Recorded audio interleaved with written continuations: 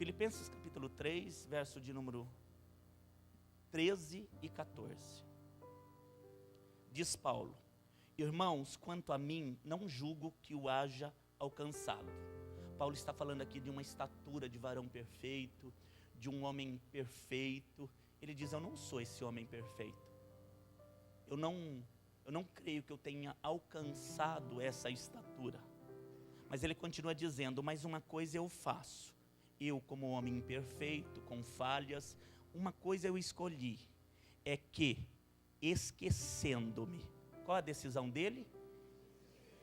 Esquecer das coisas que atrás ficam, eu avanço para aquelas que estão diante de mim. Olha que coisa tremenda, querido. Uma coisa eu decidi na minha vida: as coisas que para trás ficam, eu as esqueci, e avanço para aquelas que estão diante de mim. E o verso 14 ele termina dizendo: eu prossigo para um alvo. Eu tenho um alvo, pelo prêmio da soberana vocação de Deus que está em Cristo Jesus. Coisa linda, queridas. As palavras são maravilhosas e eu penso que elas são direcionamento para nós essa noite. Vamos orar? Querido Deus e amado Senhor, muito obrigado pela Tua palavra. Ela é bendita, ela é bem-vinda.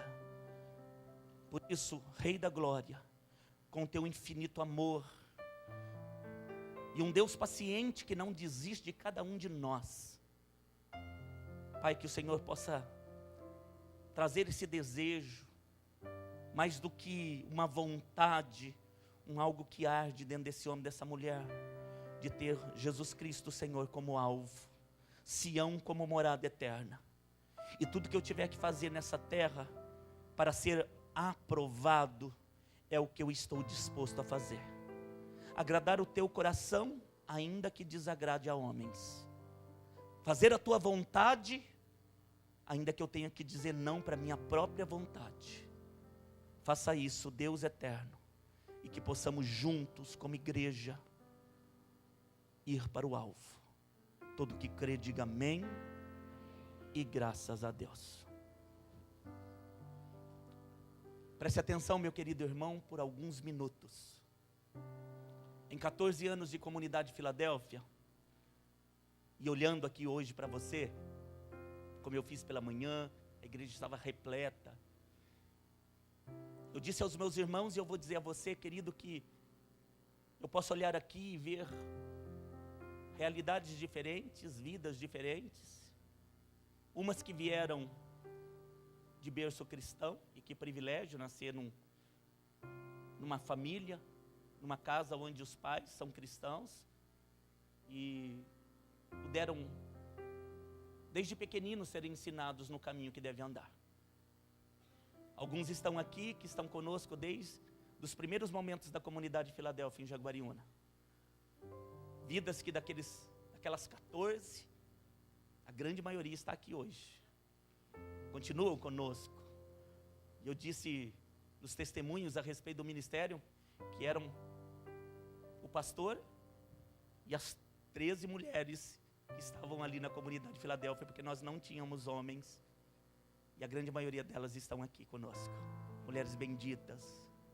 Estão conosco também vidas que vieram um pouquinho depois, recentes, meses depois, alguns anos depois. Eu olho para esta igreja e eu vejo pessoas que chegaram também recentemente, que vieram de outros ministérios, que vieram de outras realidades no Senhor, e outras que conheceram a Deus recentemente. Eu estou falando de realidades e de experiências diferentes. Nós temos também uma igreja, querido, que viveu essas experiências em Deus.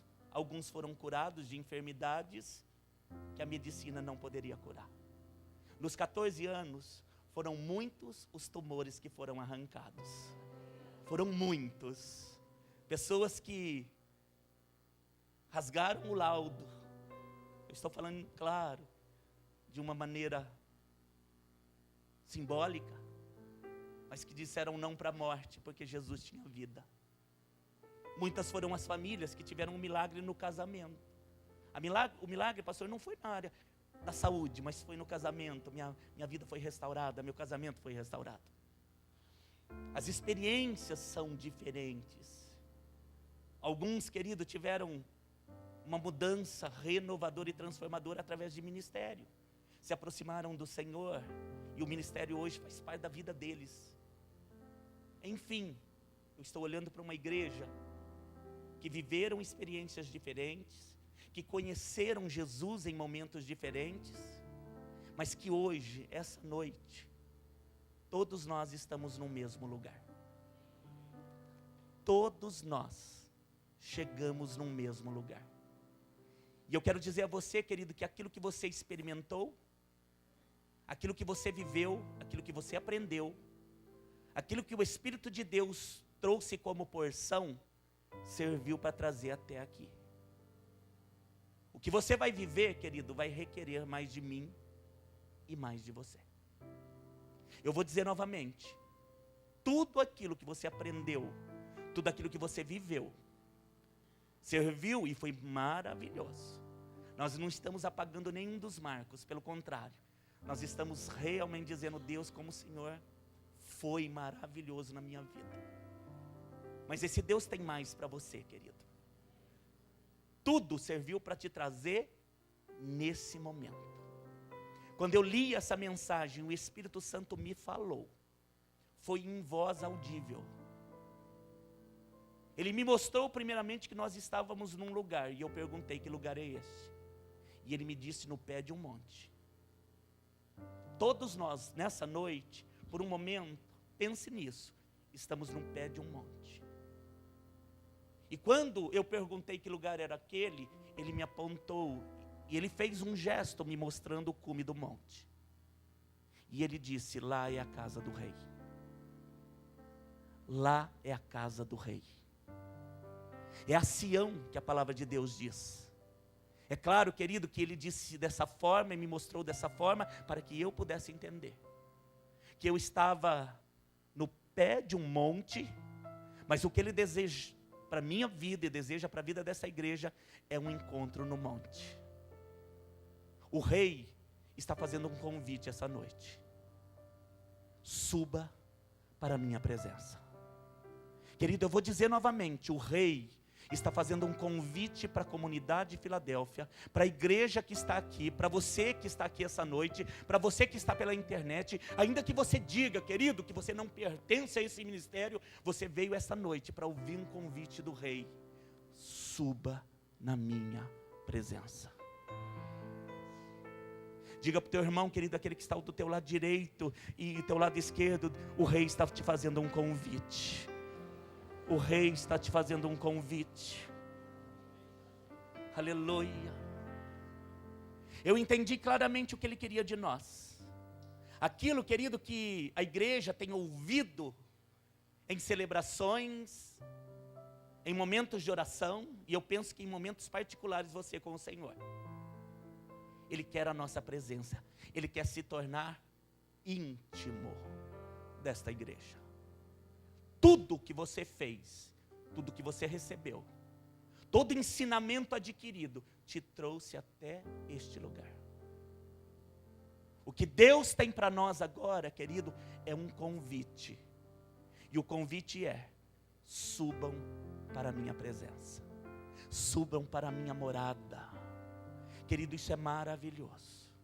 Eu não estou falando de ser convidado, querido, pelas autoridades dessa terra. Porque nesses momentos, principalmente políticos que nós vivemos, às vezes nós recebemos convites. Olha, fulano mandou te chamar. Eu não sei se você tem recebido convites. Eu tenho recebido uma porção deles. Eu tenho sempre dito, eu estou bem ocupado.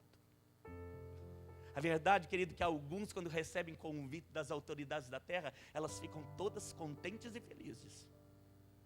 Mas o que eu estou dizendo, querido, que não é uma autoridade da terra que te chamou. Eu não estou falando de um homem dessa terra que te fez o convite, ainda que ele fosse o mais poderoso da terra.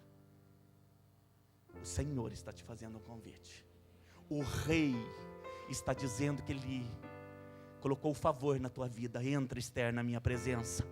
Entra na minha presença. Vem, porque eu vou te receber. Aliás, Ele almeja um encontro com você. tudo. Preste atenção nisso, bendito do Senhor.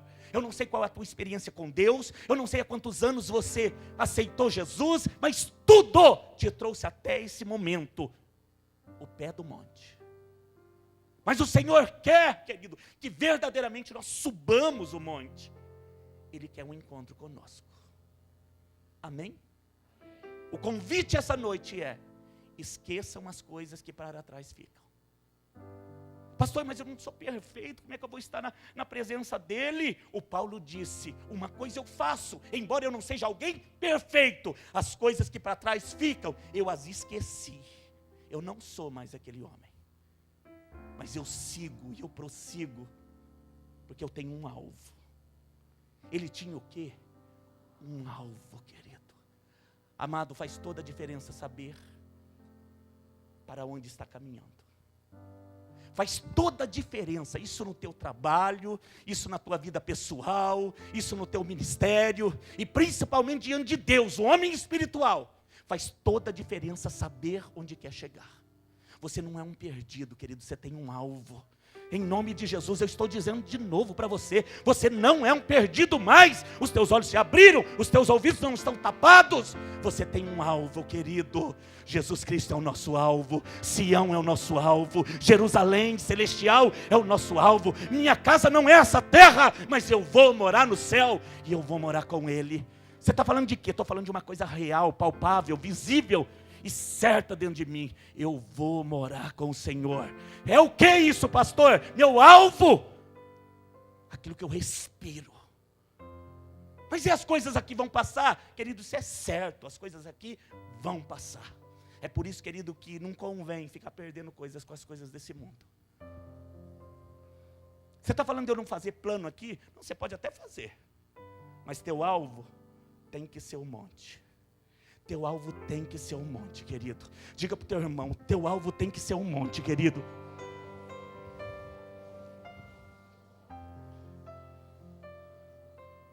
Por isso, querido, a pergunta de hoje que o Senhor está fazendo a mim e a você é: o que faremos a partir de agora? Tudo que eu aprendi, tudo que eu vivi me trouxe até aqui. O que faremos? O convite é: suba. O rei te aguarda. Diz amém. Querido, o rei te aguarda. Mas o que faremos nós? Se o caminho é estreito, se haverá dificuldades, pastor, aflições. Sim, é verdade, querido, porque é subida, e isso vai exigir de você. É por isso que cada um de nós temos a cruz. Mas ela não é pesada, ela é leve. Alguns estão preferindo a ladeira, a descida. Aí não dá para facilitar? Querido, olha, o mundo facilita. O mundo diz que pode ser mais ou menos. O mundo diz que pode ficar em cima do muro. O mundo diz que pode falar, cantar, dançar, fazer o que você quiser. Um pouco Deus, um pouco mundo. O mundo diz que é assim. Mas o Senhor está dizendo: olha, o meu caminho é subida.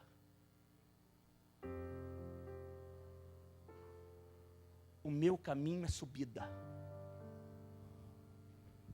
E eu vou exigir de vocês que passem por um caminho estreito. Mas nada vai faltar. Nada vai faltar. Diga para o teu irmão: não tem nada que vai faltar, viu, querido?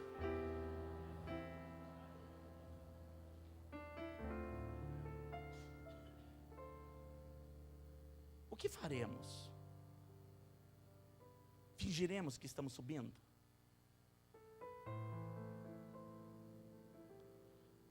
Querido, eu estou falando de uma coisa pessoal tua, viu?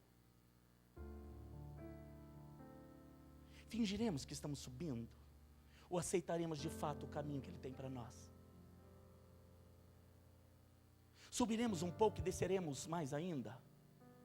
Porque nessa subida, querido, às vezes nós damos um passo para subir e 3 para descer.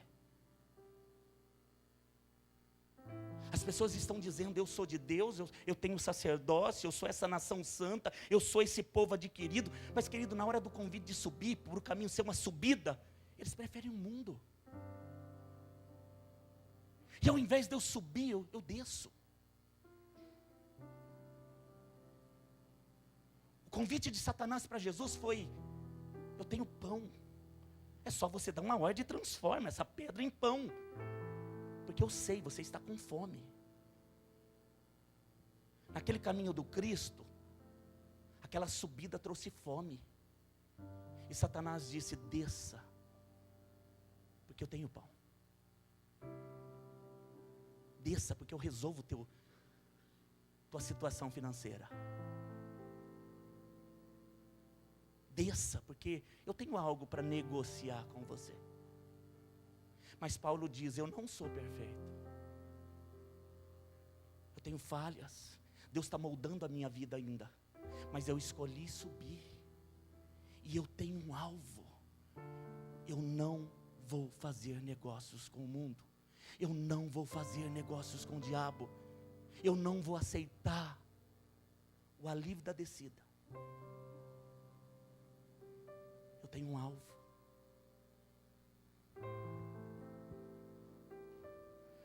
O que Deus quer de nós é presença. Desde o primeiro momento em que o homem foi pensado em ser gerado, antes da criação do mundo, Deus quis a presença desse homem. E esse Deus tem sido paciente conosco, querido, para continuar tendo a sua presença. Quando eu penso na minha história com o Senhor, eu digo: como o Senhor foi paciente, como o Senhor tem sido paciente, em esperar que eu suba um degrau, enquanto às vezes nas minhas decisões eu desço 2. O inimigo, querido, ele vai tentar tramar de uma forma que você não tenha intimidade com o Senhor, a ponto de não ouvir mais a voz do Senhor, porque você está próximo de viver tudo que Deus prometeu. Eu vou dizer novamente: está muito próximo de você viver tudo que Deus prometeu. Ai, querido, diga para o teu irmão: está muito próximo, viu, querido? Está próximo de você viver tudo que Deus prometeu.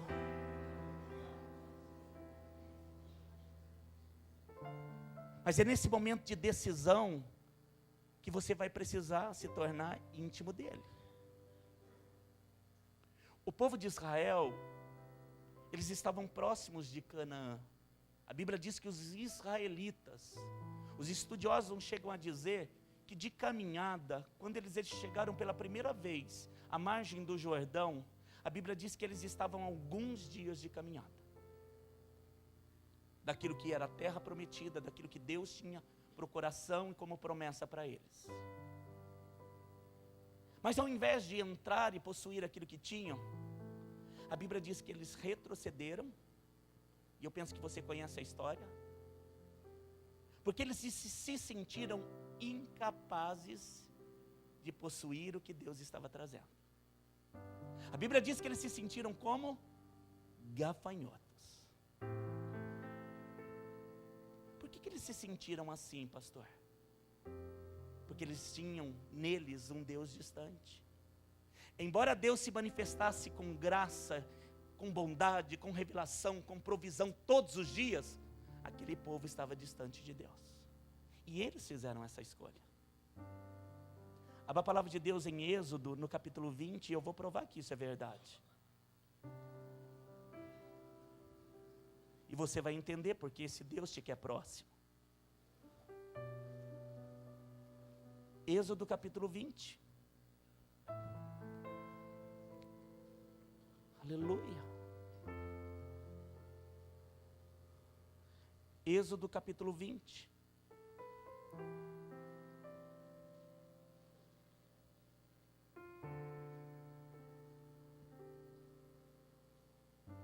O verso de número 18. Olha o que diz a palavra de Deus. E todo o povo viu. Todo o povo viu. Eles viram o quê? Trovões, relâmpagos, sonido, um barulho de buzina, e um monte inteiro fumegando. É como se aquele monte estivesse vivo, de brasa ardente. E o povo, vendo isso, retirou-se e pôs-se de longe. Eles ficaram longe. A presença de Deus, querido, estava sendo revelada ali, numa dispensação diferente, não como o Espírito Santo revela hoje. Mas ele veio trazendo som, ele veio trazendo relâmpago, ele veio trazendo, querido, a visão de um monte inteiro fumegando.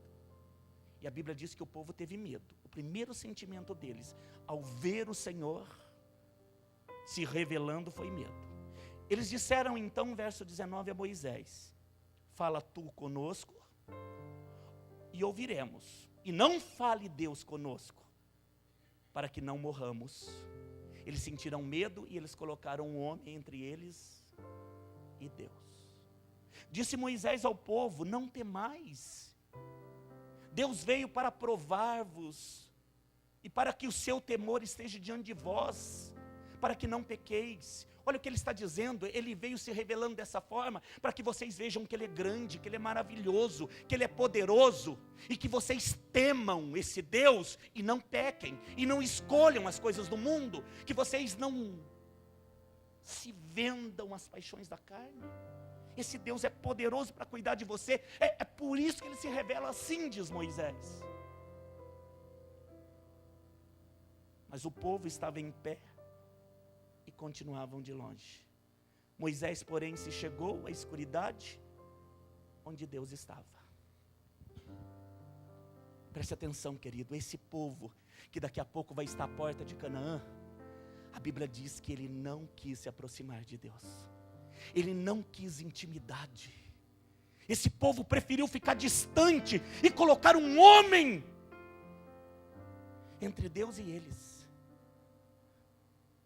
Eles disseram: Moisés, fale você com ele, nós temos medo. O povo sabia que eles eram pecadores. Aliás, cada um conhece o coração que tem, né, querido? Nós podemos enganar todos, mas o nosso próprio coração nós não enganamos. E é isso que eles tinham receio, medo. Eu não vou chegar na presença dele porque ele vai me consumir. Então eles disseram: eu vou colocar um homem entre ele e nós. E eles preferiram ficar longe. Esse mesmo povo longe, sem intimidade, quando eles chegaram e viram Canaã, qual foi a decisão deles? Nós não vamos entrar. Porque eles não tinham intimidade, querido, eles viram somente o gigante lá dentro. E eles disseram: nós somos como gafanhotos. E eles se esqueceram que eles tinham um Deus todo-poderoso. A intimidade com Deus vai te fazer escolher a coisa certa. Diante de uma grande dificuldade, eu tenho um Deus maior. Diante de um grande problema, eu tenho um Deus que traz solução. Diante de uma enfermidade, eu tenho um Deus que sara. Ai, pastor, mas aquele lá era crente fervoroso e morreu. Ai, está na vida. Estava maduro e Deus recolheu. A morte para nós, querido, não deve assustar. Não estou falando para você pedir a morte. Mas você tem que ter um alvo. Até porque, querido, você não vai ficar para semente. Esse tempo aqui vai terminar. E importa, querido, ser aprovado. Não vamos ficar brincando de servir. Eu tenho uma jornada para cumprir. E o caminho é subida. Alguns disseram estreito, eu penso que também. Haverão pedras? Sim. Ai, mas como é que sobe? Na intimidade dele. Não fazendo como esse povo, querido, que estava dias de possuir o que Deus tinha, e escolheram voltar e ficaram 40 anos no deserto, e morreram naquele deserto, próximos de viver tudo que o Senhor tinha. Eu não tenho dúvida que a igreja que Ele vai honrar, que os filhos que Ele vai honrar nesse tempo, são os íntimos dEle, são os que amam a presença dEle, são os que almejam a presença dEle, são os que têm alvo definido, e não importa a tua idade, Porque nós temos aqui adolescentes cheios do Espírito Santo.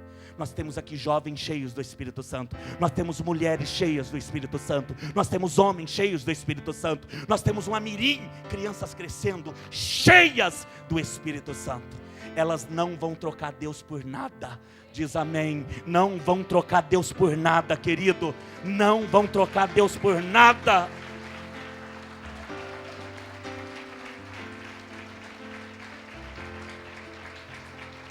Aleluia. Pastor, o que Deus quer de nós? Querido, que você não fique balançado com o convite do mundo.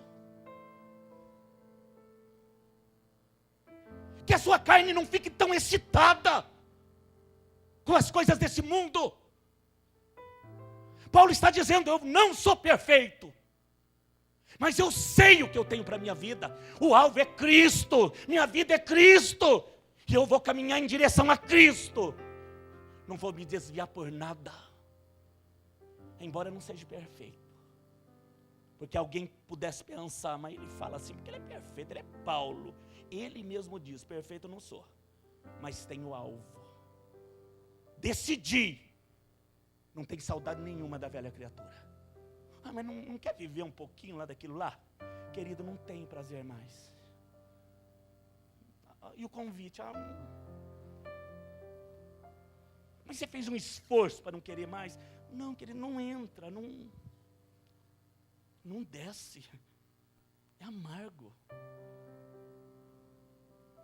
Mas como é que foi? Para dizer a verdade, não sei dizer. Ele foi fazendo. Ele foi fazendo. E eu tenho dito, Deus, coloque essa amargura para algumas coisas nos meus olhos também. Nos meus ouvidos. No meu coração. Que eu não tenha prazer nenhum nas coisas do mundo. Eu estou falando de nenhum prazer. É claro, querido, que cada um de nós fazemos as nossas escolhas. E alguns vão dizer, pastor, eu vou subir um pouquinho com você, mas daqui a pouco deixa eu dar uma descidinha. Tem algum problema? Querido, o problema não é descer e voltar. O problema é descer e não voltar. Porque alguns de nós, ou melhor, alguns na caminhada, desceram e não voltaram mais. Nós não sabemos, querido, em que momento o tempo termina. Quando nós falamos mais firme, às vezes com um adolescente, com um jovem, com a igreja, mas pastor, querido, isso é cuidado, isso é zelo. Quando os teus pais dizem para você, olha, é assim, dá ouvido, é porque eles querem subir junto com você. Ou que pai que tem prazer de subir e ver o filho descendo? Nenhum de nós. Ou que marido tem prazer de subir e a esposa descer? Ou vice-versa. É por isso, querido, que vocês precisam se falar. Para ter o mesmo alvo, vocês precisam se falar. Filho, senta aqui. Vamos definir o que nós queremos para a nossa vida. Vamos dizer aqui, às claras, que algumas coisas aqui são inegociáveis. Não tem negócio. Não vem me pedir. Não faz parte da nossa escolha, da nossa maneira de viver. Não faz parte. Não cabe ficar descendo, porque uma vez você descendo, você pode não voltar. E as histórias, queridos, são inúmeras. De o tempo que termina. Se o meu tempo terminar, querido, eu quero terminar nele. Se o tempo terminar aqui na terra, a minha oração por você, querido, é que eu e você possamos terminar sendo recebidos por Ele. Que aí de fato haverá festa. Mas você tem essa visão, querido, mas se ela não morasse dentro de mim, eu não estaria aqui falando com você. Paulo está dizendo, eu não sou perfeito, mas de uma coisa eu faço. As coisas que para trás ficam, é passado na minha vida, não faz parte mais. Mas eu prossigo para o alvo. Diz amém.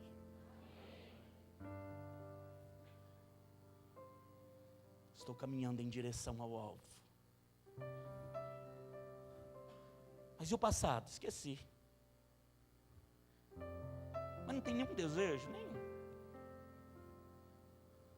Na verdade, tenho nojo, viu, querido? Estou avançando, querido, para aquilo que está diante de mim.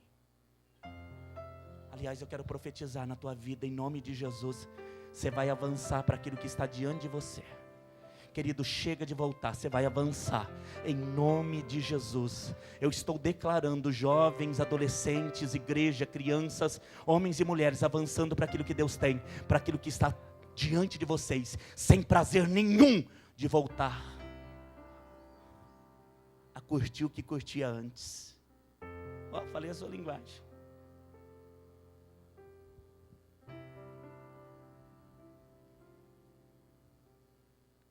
Homens e mulheres que se falam, maridos e mulheres que têm estabelecido juntos, qual é o alvo? Onde querem chegar? O que querem ensinar para os seus filhos? Filhos que sabem bem o que os pais pensam. Querido, e está tudo alinhado com a igreja. Não tem discórdia entre nós. O que a igreja ensina é o que os pais ensinam, é o que os filhos amam fazer. Isso é alinhamento de pensamento.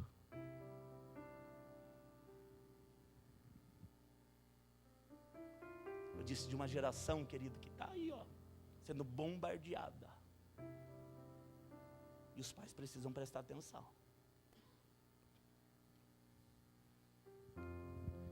Que os filhos estão, às vezes, clamando para conversar, e a mãe está, peraí, agora eu vou fazer um selfie.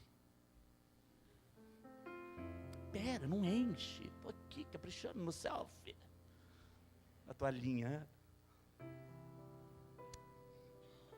Ah, não ficou bom não.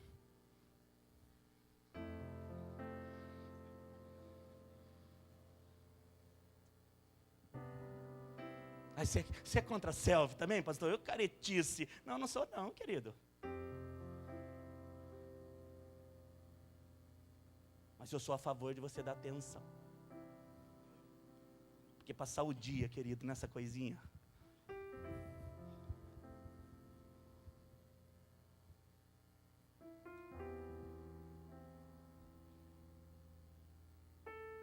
Vocês precisam se falar. Vocês precisam conversar. Vocês precisam estabelecer o mesmo alvo. Ai, pai, está tão difícil. Ah, então vamos orar. Pai, o que está acontecendo? Você está triste. Estou vendo você cabisbaixo. Ai, a provisão, tá? As finanças estão tão apertadas. Eu estou preocupado. Filho, esposa. Ah, então vamos orar.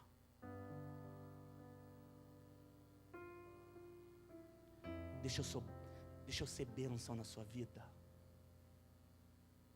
E aí põe a mão na mão do marido e Deus, toda a obra da mão dele prospera, honra meu marido, honra meu pai, honra minha casa. Aí quando a vitória vem, querido, não é a vitória de um, é a vitória da família. É a vitória da família. É o degrau que sobe, querido, e todos vibram. É desse alinhamento que eu estou te falando.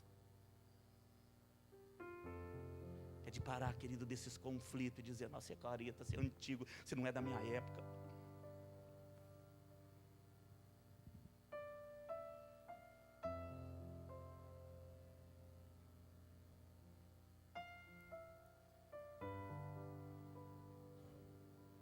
Vi a reportagem essa semana, não sei se você viu, de um menino que fazia de tudo para chamar a atenção do pai, porque o pai era um alcoólatra.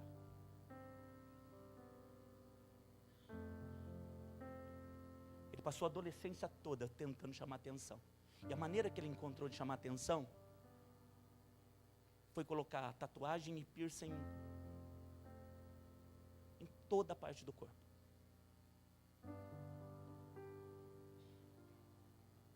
Ele chegou a fazer uma cirurgia na testa para colocar umas bolotas aqui.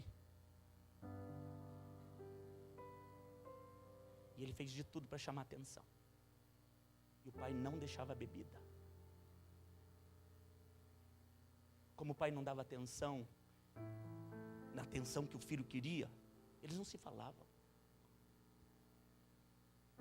Esse filho tomou uma última decisão. Eu vou chamar a atenção dele agora. E se jogou do alto do prédio. E ele deixou escrito para o pai que estava fazendo a última coisa que pudesse chamar atenção, porque ele tinha tentado de todas as formas. E o pai não tinha notado. A partir daquele momento o pai parou de beber. Mas será que precisa custar uma vida? O preço Jesus já pagou, querido. A morte já foi vencida.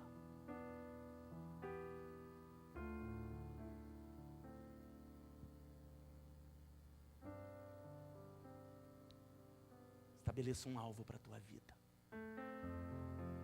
Mas faça a coisa séria. Não deixa ninguém tirar você daquilo que está estabelecido dentro de você. Não é o que eu acho. Porque o povo que colocou Moisés entre eles e Deus, na hora de escolher não tinha intimidade. Alguns chegam aqui e dizem: ai, pastor Ricardo, eu tenho uma decisão tão difícil, ora por mim, o que eu devo fazer? É claro que eu não vou negar a oração, até porque está no meu chamado. Mas decidir por você eu também não vou, querido. Porque nós não queremos bebês na fé. Porque o sonho é com uma igreja adulta, íntima. Você tem crescido.